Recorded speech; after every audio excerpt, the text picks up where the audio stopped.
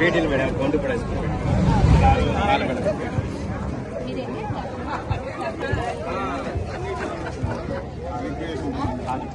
Aditya okay Praveen Darshan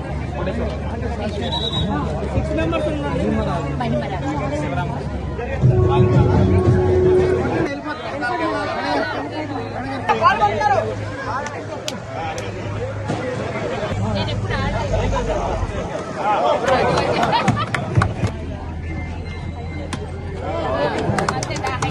నేను ఎప్పుడు పెద్దలు పాఠశాల హెచ్ఎం ఉపాధ్యాయులందరికీ అలాగే ఇచ్చేసిన గ్రామ పెద్దలందరికీ ముఖ్యంగా చిన్నారి పిల్లలందరికీ కూడా పేరు పేరున నేను శిరస్సు వచ్చి నమస్కారాలు తెలియజేసుకుంటూ ఈరోజు మన సీఎం గారి కళ మన సీఎం గారి ఉద్దేశం ఆయన కొన్ని దశాబ్దాల ముందు ఆలోచిస్తారు.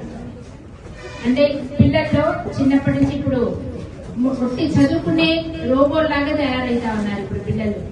వాళ్ళకి ఆట పాటలు కానీ మా చిన్నప్పట్లో అయితే ఆట పాటలు ఖచ్చితంగా ఉండేవి.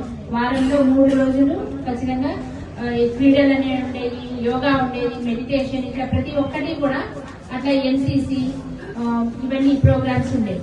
అలాంటి ఇప్పుడు కొరబడుతున్నాయి. మన గవర్నమెంట్ స్కూల్స్ లో అయితే కొంచెం ఉన్నాయి, కానీ ప్రైవేట్ స్కూల్స్ లో చూస్తే ఓన్లీ చదువుకునే మరబొమ్మలా తయారు చేస్తున్నారు పిల్లల్ని. మార్నింగ్ నుంచి నైట్ దాకా కూడా మళ్ళీ స్పెషల్ క్లాసులు పెట్టి రుద్ది చదివించి వాళ్ళకి బయట ప్రపంచం తెలియకుండా చేస్తూ ర్యాంకుల వెంట మార్కుల వెంట పరిగెత్తేలా చేస్తున్నారు. చదువుకోవడం మంచిదే, చదువు ఉండాలి. చదువుతో పాటు ఆటలు పాటలు అన్ని ఉంటేనే పిల్లలు మంచిగా డెవలప్ అవుతారు, మంచి పౌరులుగా వాళ్ళు తీర్చిదిద్దబడతారు. కనుక మన సీఎం గారు అనేది ఏంటంటే మన దేశం ఇంత పెద్ద దేశం, ప్రపంచ జనాభాలో మనం 2వ స్థానంలో ఉన్నా కూడా మరి ఒలింపిక్స్ కానీ ఇంకా ఏదైనా క్రీడలు చూస్తే మన క్రీడాకారులు వెనుకబడి ఉన్నారు. ప్రతిభా పాఠవాళ్ళు ఉన్న వాళ్ళు తక్కువ లేరు, కానీ వాళ్ళని వెలికి తీసుకొచ్చేది ఎవరు? వాళ్ళకి చిన్న ప్రోత్సాహం అందిస్తే మట్టిలో మాణిక్యాలుగా మిగిలిపోయిన వాళ్ళందరూ బయటకు వస్తారు. మనం క్రీడల్లో కూడా అభివృద్ధి చెందుతాం.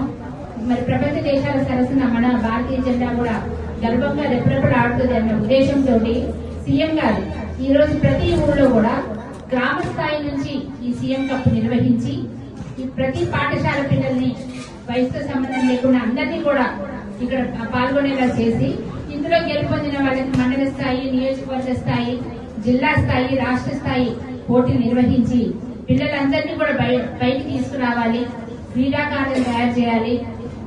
మరి శారీరక దారుఢ్యం ఉంటేనే మానసిక దారుఢ్యం ఉంటుంది. పిల్లలు చిన్న వాటికి కృంగిపోయి ఈ రోజు చాలా తీవ్ర నిర్ణయాలు తీసుకొని ఒక మార్కు తక్కువ వచ్చిందనో ఒక సబ్జెక్టు పోయిందనో చాలా మంది డిప్రెషన్ కు లోనై సూసైడ్ చేసుకోవడం కానీ లేకపోతే మానసిక రోగులుగా తయారవ్వడం కానీ ఇట్లా అవుతా ఉంది.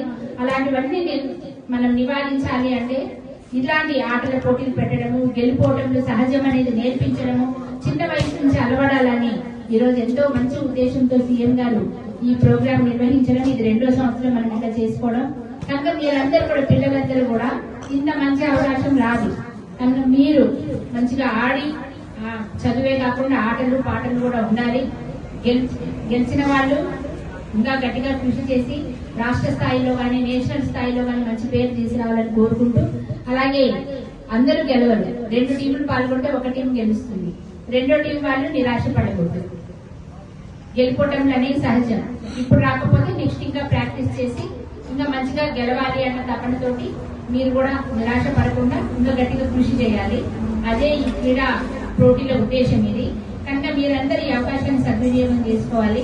అలాగే ఇప్పుడు నేను మరి హెచ్ఎం గారి మాటలు విన్నాను. ఆయన మీ అందరి సొంత పిల్లలా చూసుకొని ప్రతి ఒక్క స్టూడెంట్ కూడా మంచిగా భవిష్యత్తులో అభివృద్ధి చెందాలన్న ఉద్దేశంతో ఆయన ఎంతో తపన పడతా ఉన్నారు.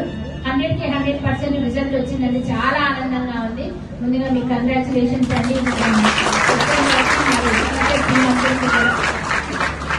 అదే స్టేట్ ఈ సంవత్సరం కూడా 100% రిజల్ట్ తీసుకురావాలని, మరి చదువులో కూడా మనకి రాష్ట్ర స్థాయి ర్యాంకులు రావాలని మనస్ఫూర్తిగా కోరుకుంటూ, ఈ రోజు మనకు చదువుకుంటే భవిష్యత్తు చాలా బాగుంటుంది. గుర్తుంచుకోండి, అందరు ఎక్కువ 9th, 10th, 8th నుంచి కూడా టీనేజ్ పిల్లలు ఉన్నారు. మరి సెల్ ఫోన్లకి అడిక్ట్ అవ్వద్దు. రకరకాలుగా బయట ప్రపంచము చాలా చెడ్డగా ఉంది.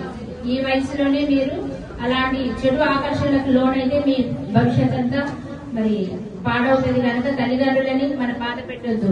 తల్లిదండ్రులు తర్వాత గురువులు మన బాగు కోరుతారు. వాళ్ళు ఒక మాట అన్నా, ఒక చిన్న మందలించినా సరే మీరు మరీ సెన్సిటివ్ గా తీసుకొని దాన్ని పెద్దగా చేసి మీరు కృంగిపోవడం ఇట్లాంటివి చేయొద్దు. మనం బాగుంటే వాళ్ళు ఆనందపడతారు. గురువులంటే ఏంటి? తల్లిదండ్రుల తర్వాత గురువులకి మనం దైవంతో సమానం.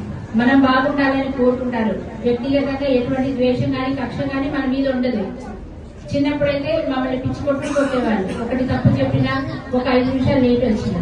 ఇప్పుడు అట్లాంటి పరిస్థితి లేదు. ఒక మాట అన్నా వెంటనే పేరెంట్స్ అందరూ మీరు ఎన్ని చెప్పడం, పేరెంట్స్ గొడవకు రావడం. ఇది మానుకొని వాళ్ళకి కక్ష ఉండదు కదా. మన భవిష్యత్తు బాగుండాలి, మనం మంచి మార్కులు తెచ్చుకొని మంచిగా నడవడికతో ఉండాలి. ఫలాని వాళ్ళ పిల్లలంటే తల్లిదండ్రులు గర్వంగా తలెత్తుకొని జరగాలి. ఫలానా స్కూల్లో చదివాము అంటే ఆ స్కూల్ కూడా పేరు ప్రఖ్యాతులు ఉండాలి, ఆ టీచర్స్ కూడా గౌరవం ఉండాలన్న ఉద్దేశంతో వాళ్ళు మంచి మాటలు చెప్తారు. దయచేసి పిల్లలు మీరు కూడా సహకరించండి, మంచిగా చదువుకోండి.